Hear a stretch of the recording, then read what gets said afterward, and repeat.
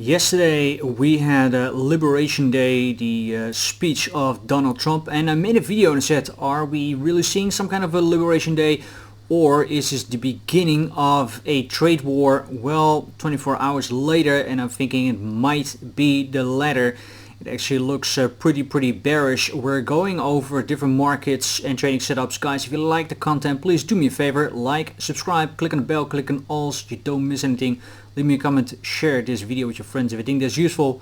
Without further ado, let's start diving in. And today I want to start off with the S&P 500 because this is one of the most important and one of the biggest markets in the world. And to give you a bit of an idea, the average range per day measured over many days, so a very long average, is approximately 1%. So the S&P 500 approximately moves 1% from the high to the low on a daily basis. And once we had the speech yesterday from Trump where he said, well, I'm pretty much going to tax every country in the world, and that's not a joke.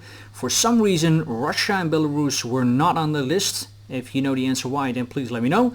But pretty much every country in the world is getting some kind of a tariff, and that of course then sparks a debate right away. Is this full on a trade war? And therefore you saw the markets responding right away. You can see here on a 1 hour candle it just moved down 2.2% in the aftermarkets. If I'm now looking at what we see in the pre-market, so the futures, you can see that the S&P is already opening up with a minus of 3.3% and a Nasdaq at 3.8%. So this is more than 3 times the daily average, and you can also see here it sparks the debate, are we now in a full-on trade war? Because you betcha that other countries and continents are going to retaliate, like China, Europe, other big partners. They will retaliate with some kind of tariff, and then you have a full-on trade war.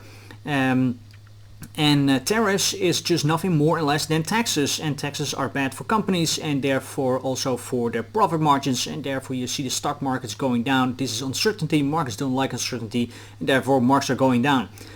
Where we are right now for the S&P 500 is an absolute crossroads. You can see this thick yellow line in my screen. That is the low that we created. If we can hold up today above this level, that in itself is pretty bullish, and we can go higher. If we lose it, there's only one target lower that I'm looking at, and that is the 5,394 points. Where we lose that too, that we're going just one stage lower, but we're taking it also here level by level.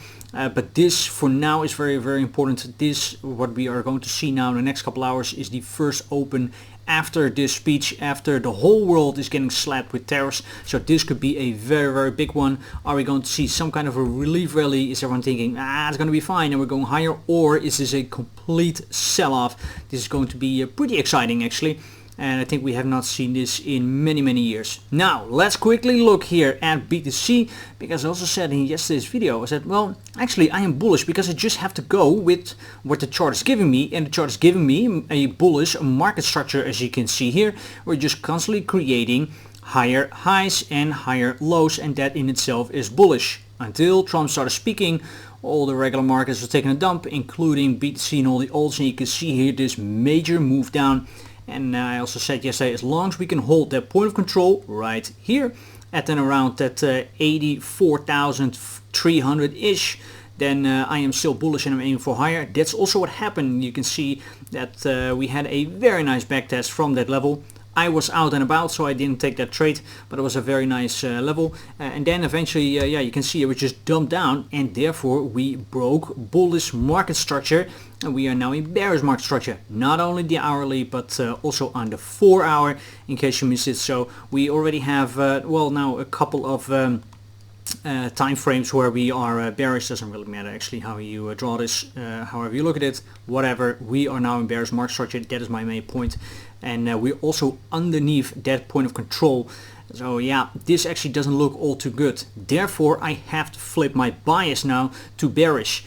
Now, could we just flip this back and suddenly go higher again? Yes, that could be, but the chances of doing this so are not so big. And we've also taken some of the liquidity that we had above, because that was also a reason for me for the bullish scenario, for the bias to go higher.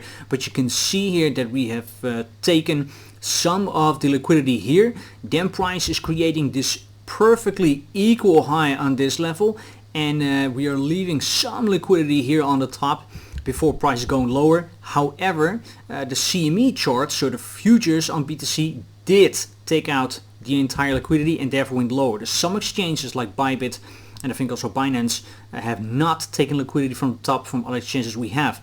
Nice to know, because for now it is just a target. In case we are flipping back bullish, then that is what I'm aiming for. For now, because we are still bearish, I'm aiming for lower. And yeah, I cannot look other than saying that there is quite some liquidity also here for the taking. And we have created now a couple lows where I'm like, this is probably not going to hold.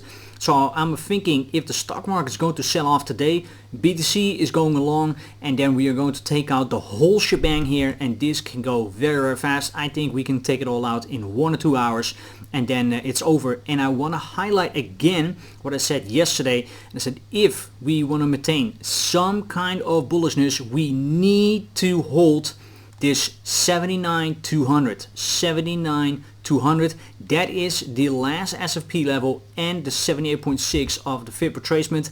Losing this, you're probably gonna go to 0 or minus 0, whatever is underneath 0, but that is just very, very bearish.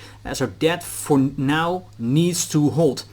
Other than that, we also just have to take it for what we are getting, and that is that we are just playing the range. Yeah, nothing more, nothing less. We're just trading here the range from the lows to the highs, from the highs to the lows, and you can see here this right here is the range. It's approximately 9 to 10%.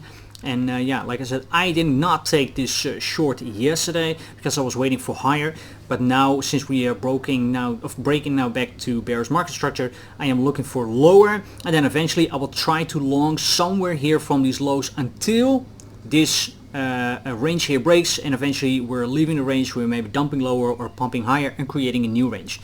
That's just how trading works. Most of the time price is trading inside of a range. Again, 79,200 is a must hold. However, if the market starts selling off, if yesterday was the first day of the full-on trading war and we're going to see retaliations over by all kinds of countries and continents, I think that this was the beginning of a major dump. So I am staying a little bit cautious, and I'm trying to hold open some of my shorts as a possible runner in case market starts dumping and we're seeing this huge sell-off in the next couple of days and weeks, that at least I am exposed to the short side.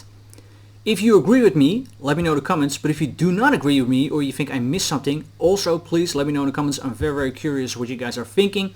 When you're down there anyways, also make sure that you like, subscribe, click on the bell, click on all so you don't miss anything. See you guys very soon again in the next one. Bye bye.